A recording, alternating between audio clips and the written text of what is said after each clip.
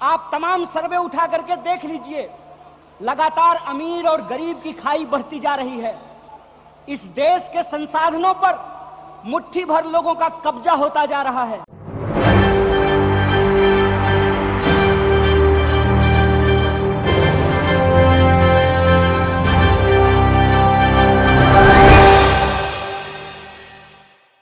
नमस्कार, SPN9 news देख रहे हैं आप। आपके साथ मैं हूं मानसी जायसवाल। कांग्रेस पार्टी के युवा नेता कन्हैया कुमार इन दिनों काफी चर्चा का विषय बने हुए हैं और दिल्ली के प्रदेश अध्यक्ष की जिम्मेदारी उनको दी जाने वाली है। साफ तौर पर कहना है कि यहां पर अगर कन्हैया कुमार दिल्ली के प्रदेश अध्यक्ष बनाए जाते हैं तो कांग्रेस पार्टी मजबूती के साथ यहां पर चुनाव लड़ती हुई नजर आएगी, 2024 का भी।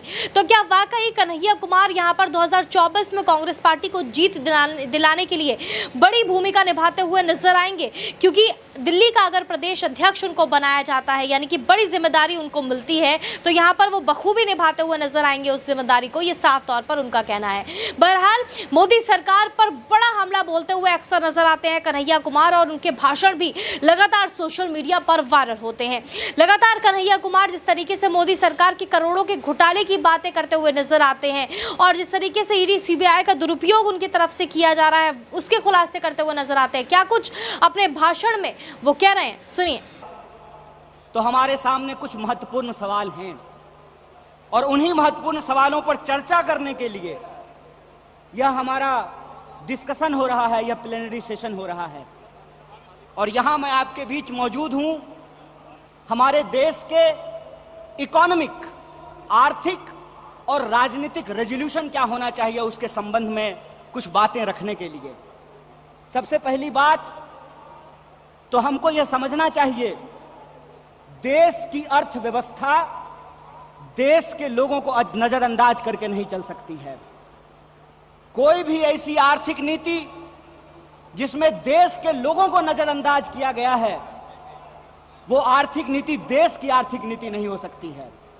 और आज हम जिस मोड़ पर खड़े हैं, हम देख रहे हैं कि नारा देश का लगाया जाता है, नाम देश का लिया जाता है और तिजोरियां दोस्त की भरी जाती है। ऐसी आर्थिक नीतियां आज इस देश के अंदर लाई जा रही है। मेरा एक सीधा सवाल है इस देश के हुक्मरानों से, कांग्रेस पार्टी का एक आम कार्यकर्ता होने के चलते, कि ऐसी कौन सी ऐसी नीति है कि देश गरीब हो रहा है। हमारा आर्थिक आंकड़ा हमको बताता है कि देश में सबसे ज्यादा बेरोजगारी है आज के वक्त में। कोई ऐसा सेक्टर नहीं है जहां बेरोजगारी सर चढ़ करके बोल नहीं रही है। आप तमाम सर्वे उठा करके देख लीजिए, लगातार अमीर और गरीब की खाई बढ़ती जा रही है। इस देश के संसाधनों पर मुट्ठी भर लोगों का कब्जा होता जा रहा है। वैसी परिस्थिति में जो देश की संकल्पना है, जिसको महात्मा गांधी ने देखा है, जिसको मौलाना अबुल कलाम आजाद ने देखा है, जिसको सुभाष चंद्र बोस ने देखा है, जिसको श्रीमती इंदिरा गांधी ने देखा, जिसको स्वर्गीय राजीव गांधी ने देखा, जिसको इस देश की संविधान ने इस रूप में वर्णित किया है कि देश देश के लोगों से बनता है। जब देश देश के लोगों से बनता है तो आप मुझे बताइए कि देश कैसे गरीब हो रहा है और देश के दो चार पूंजीपति कैसे अमीर हो रहे हैं। यह कौन सी ऐसी जादू की छड़ी है जो मौजूदा सरकार चला रही है? आप मुझे बताइए कि आम लोगों की आमदनी घटती जा रही है और देश के एक दो पूंजीपति दुनिया के अमीरों की सूची में जाकर के शुमार हो जाते हैं। मैं यहां यह बात स्पष्ट कर देना चाहता हूं, हमारी पार्टी अमीरों के खिलाफ नहीं है, हमारी पार्टी पूंजीपतियों के खिलाफ नहीं है, हमारी पार्टी उद्योग धंधों के खिलाफ नहीं है, हमारी पार्टी उद्योगपतियों के खिलाफ नहीं है। लेकिन हम ऐसा देश नहीं चाहते हैं जहां आम लोगों के पास रोटी नहीं हो और प्रधानमंत्री के पास चलने के लिए 8,500 करोड़ का विमान हो।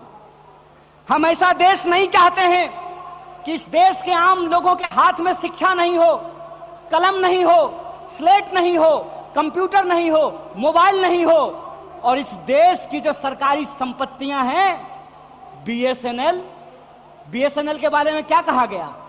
बीएसएनएल के बारे में कहा गया BSNL का मतलब होता है भाई साहब नहीं लगेगा। अरे भाई साहब नहीं लगेगा तो आप मुझे बताइए कि जियो धन धनाधन कैसे करेगा? यह सवाल आज इस देश के सामने खड़ा है। सरकार क्या करेगी? यह सवाल मैं पूछना चाहता हूं इस देश के नीति निर्माताओं से कि अगर एयर इंडिया नहीं होगा, जब देश में नहीं होगा एयर इंडिया, तो आप बताइए क्या करेंगे ज्योतिरादित्य सिंधिया? जब एयर इंडिया नहीं होगा, जब रेलवे नहीं होगा, जब BSNL नहीं होगा, तो मैं कहता हूं कि इस देश में मंत्री की क्या जरूरत है? जब देश में जनता नहीं होगी तो फिर इस देश में सरकार की क्या जरूरत है?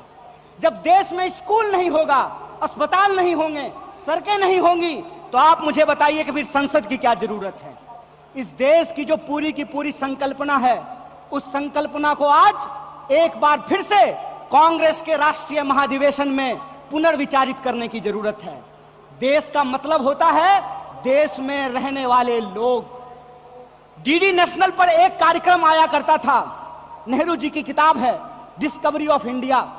डिस्कवरी ऑफ इंडिया के एपिसोड में नेहरू जी आम लोगों से पूछते हैं कि बताइए कौन है भारत माता? किसको भारत माता कहते हैं?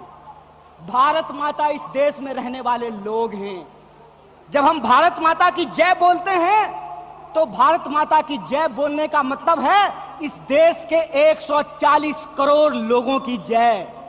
और 140 करोड़ लोगों की जय का मतलब है कि 140 करोड़ लोगों के हाथ में पढ़ाई हो, 140 करोड़ लोगों के हाथ में काम हो, 140 करोड़ लोगों के लिए रोजगार की व्यवस्था हो, 140 करोड़ लोगों के लिए इलाज की व्यवस्था हो, 140 करोड़ लोगों के लिए चलने के लिए सड़कें हो, गाड़ियां हो, रेलवे हो, हवाई जहाज हो।